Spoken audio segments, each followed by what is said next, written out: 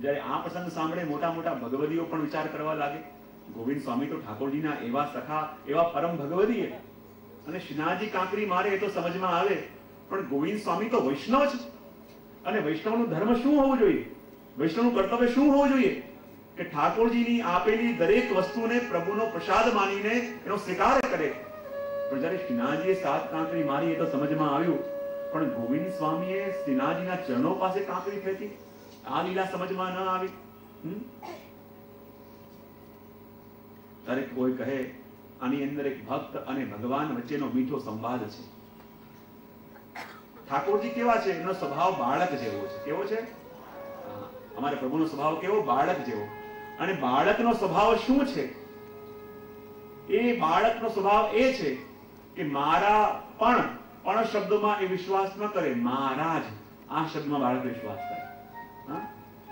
બે ભાઈઓ હોય ને, નાનો હશે ને, મોટો કહે કે ના મારી મમ્મી છે, કે મારા પાસે, ના મારા જ છે, ના મારા જ પાસે, મારી જ મમ્મી છે. જે નાનો બાળક હોય એ ક્યારે પણ પોતાની વસ્તુ શેર કરવામાં વિશ્વાસ ન કરે, એને એમ જ લાગે કે મારું જ છે. તેમ પ્રભુનો સ્વભાવ પણ બાળક જેવો. તો પ્રભુ વિચાર કરે કે આ મારી સામે બેસીને કીર્તન કરે છે, પણ આ મારો પણ છે કે મારો જ છે? આપણે પણ પ્રભુની સામે બેઠા હોઈએ ને તો પ્રભુના ઉપર તો પ્રશ્નાર્થ રહ્યા. પ્રભુની સામે બેસીને પ્રભુને કહેતા હોય પ્રભુ હું આપનો છું, પ્રભુ કે બહાર જઈશ તો બીજાને કહેતો ફરે છે હું તમારો છું. અને જે આખા ગામનો હોય મારો કેવી રીતે હોઈ શકે? તો પ્રભુની સામે જયારે આપણે બેઠા હોઈએ તો પ્રભુના મનમાં એક જ ચર્ચા ચાલતી હોય કે આ મારી સામે બેઠો છે, પણ આ મારો પણ છે કે મારો જ છે? અને પ્રભુને એ પરીક્ષા કરવાનું મન થયું. આ ગોવિંદ સ્વામી મારી સામે બેસીને કીર્તન કરી રહ્યા છે, સુંદર પદગાન કરી રહ્યા છે, પણ આ મારા પણ છે કે મારા જ છે? અને એ પરીક્ષા કરવા માટે શ્રીનાથજીએ 7 કાંકરી ગોવિંદ સ્વામીને મારી. અને 7 કાંકરી મારીને ગોવિંદ સ્વામીને પૂછ્યું, ગોવિંદ સ્વામી મારા તો 7 સ્વરૂપ છે, તારી આશક્તિ કોનામાં? અને ગોવિંદ સ્વામી એક કાંકરી ઉચકી શ્રીનાથજીના ચરણો પાસે ફેંકી અને કહ્યું, ભલે પ્રભુ આપના 7 સ્વરૂપ છે, મારી આશક્તિ તો એક આપના સ્વરૂપમાં છે. જે સ્વરૂપની સેવા મને મળી છે, જે સ્વરૂપ મને સુખ આપી રહ્યું છે, જે મારી ગાણી ઘેલી ક્રિયાને પણ સેવા માનીને સ્વીકાર કરી રહ્યું છે, મારી આશક્તિ તો એક આપના સ્વરૂપમાં છે. ભલે આપણને લાગે કે એમણે 7 કાંકરી મારી, એમણે એક કાંકરી મારી, પણ આની અંદર એક ભક્ત અને ભગવાન વચ્ચેના મીઠા સંવાદનો પ્રસંગ છે. અને ગોવિંદ સ્વામી પણ ઠાકોરજીના શરણમાં આવ્યા. ઠાકોરજીના કેટલા બીજા સખા બાકી છે?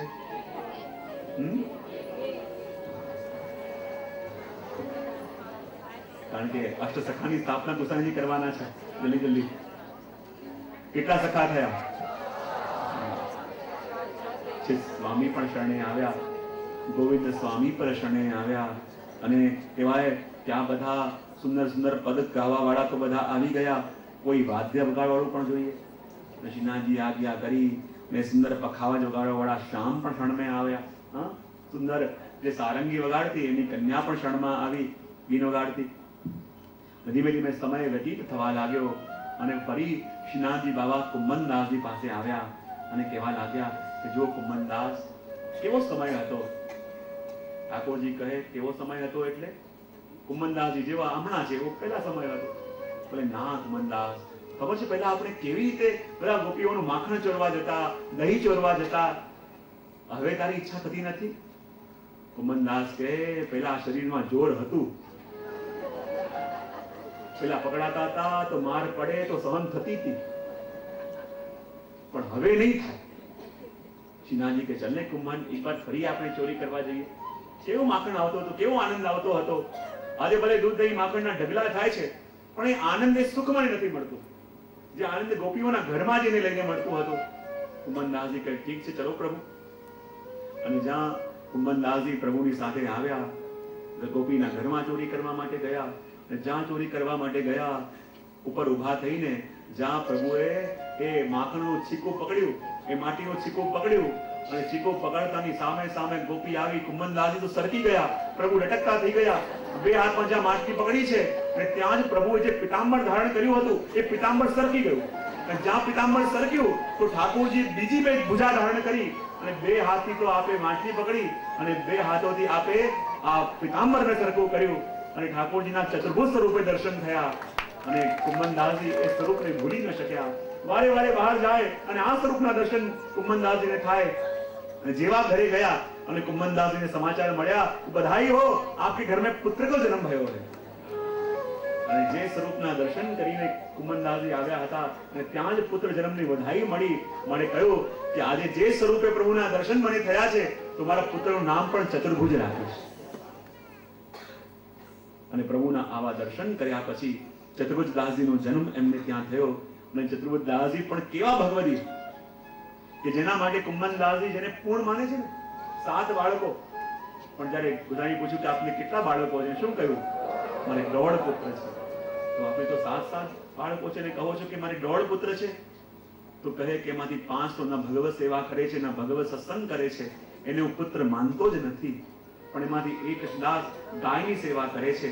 પણ મારો ચતુર્ભુજ દાસ એ મારા પ્રભુની સેવા પણ કરે છે, સત્સંગ કરે છે, કે મારો પૂર્ણ પુત્ર છે. તો આ ચતુર્દાસજી તો એવા પુત્ર આવ્યા છે જેને કુંભનદાસજી પૂર્ણ માને છે.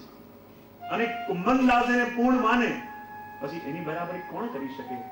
અને કહેવાય અહીં તો ચતુર્ભુજદાસજી માત્ર 41 દિવસના થયા. અને 41 દિવસના થયા કુંભનદાસજીને વિચાર આવ્યો કે જ્યારે બાળક 40 દિવસનું થાય એના પછી નામ નિવેદન કરાવવું જોઈએ. તો નાનકડા 41 દિવસના ચતુર્ભુજદાસજીને લઈને કુંભનદાસજી જ્યાં ગુસાઈજી પાસે આવ્યા અને ગુસાઈજીની સામે પધરાવ્યા. કૃપાનાથ, આ આપણો ચતુર્ભુજ છે. કે ગુસાઈજીએ જ્યાં ચતુર્ભુજદાસજીને જોયા અને કહ્યું, ચતુર્ભુજદાસજી નામ નિવેદન લોગે, બ્રહ્મ સંબંધ લોગે? ચતુર્ભુજદાસજી મન હસવા લાગ્યા. અને જ્યાં મન હસવા લાગ્યા, રાજભોગના સમય પછી શ્રી ગુસાઈજી મંદિરમાંથી દરેકને બહાર કઢાવ્યા અને કુંભનદાસજીને કહ્યું, આપ આ ચતુર્ભુજદાસજીને લઈને ઠાકોરજીની સન્મુખ આવો. અહીં તો 41 દિવસના છે. અને જ્યારે 41 દિવસના ચતુર્દાસજી અને કુંભનદાસજી પોતાના હસ્તમાં લઈને ઠાકોરજીની સમક્ષ આવ્યા અને જ્યાં દ્વાર બંધ કર્યા, એ 41 દિવસના ચતુર્દાસજી યુવા અવસ્થા ધારણ કરીને સામે ઉભા થઈ ગયા. હાથમાં તુલસી દળ આપીને નામ નિવેદન અને બ્રહ્મ સંબંધ દીક્ષા આપી. અને એ વખતે નાનકડા ચતુર્ભુજદાસજીએ, એ જે 41 દિવસના છે, યુવા અવસ્થા ધારણ કરી લીધી અને પદ ગાયું, સેવક કી સુખ રાશિ સદાશિવ વલ્લભ રાજકુમાર.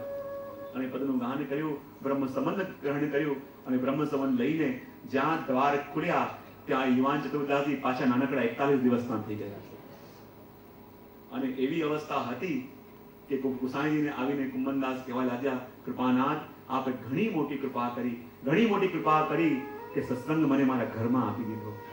અને જ્યારે પણ ચતુર્દાસજી અને કુંભનદાસજી એકલા હોય ત્યારે નાનકડા ચતુર્દાસજી યુવા અવસ્થા ધારણ કરી લેતા અને બંને ભગવત રહસ્ય લીલાની ચર્ચા કરતા. અને જ્યારે કોઈક આવે તો પાછા ચતુર્દાસજી નાના બની જતા.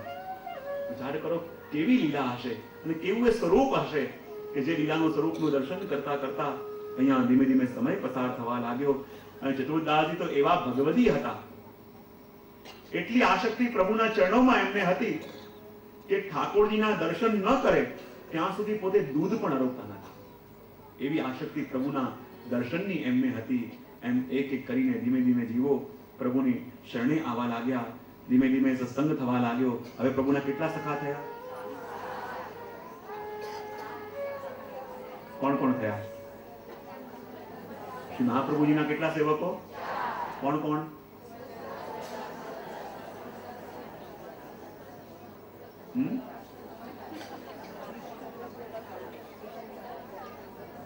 નાથજીના સખામાં મહાપ્રભુજીના 4 સેવક કોણ કોણ?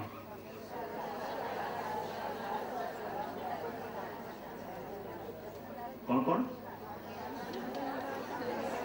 સુરદાસજી,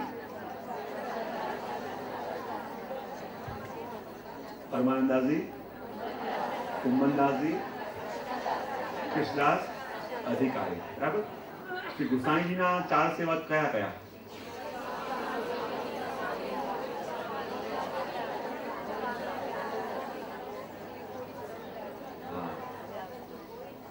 કયા ચોથા ગુસાઈજીના? નંદદાસ. બરાબર. હવે જુઓ એક વસ્તુ, શ્રી ગુસાઈજીએ અષ્ટછાપની સ્થાપના કરી 1602 માં. તેમાં અને નંદદાસજી બ્રહ્મ સંબંધ લેશે 1607 માં. તમારા માટે હોમવર્ક છે, કાલે ગોતીને આવજો.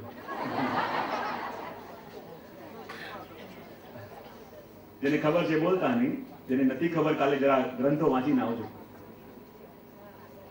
કે અષ્ટછાપની સ્થાપના ગુસાઈજીએ ક્યારે કરી? 1602 માં. અને નંદાજી બ્રહ્મસમન લેશે 1607 માં. અને બ્રહ્મસમન લીધું ન હોય તો ઠાકોરજી સમક્ષ કીર્તન કેવી રીતે થાય? બ્રહ્મસમન લીધું ન હોય તો ઠાકોરજી સમક્ષ શ્રી ગુસાઈની અષ્ટછાપના એમાં લે ને. તો પછી આ 5 વર્ષ દરમિયાન શું થયું એ દરેકને આજે હોમવર્ક છે. કાલે બધા આ જાણીને આવજો, બરાબર? તો આટલું કહીને અને કહે છે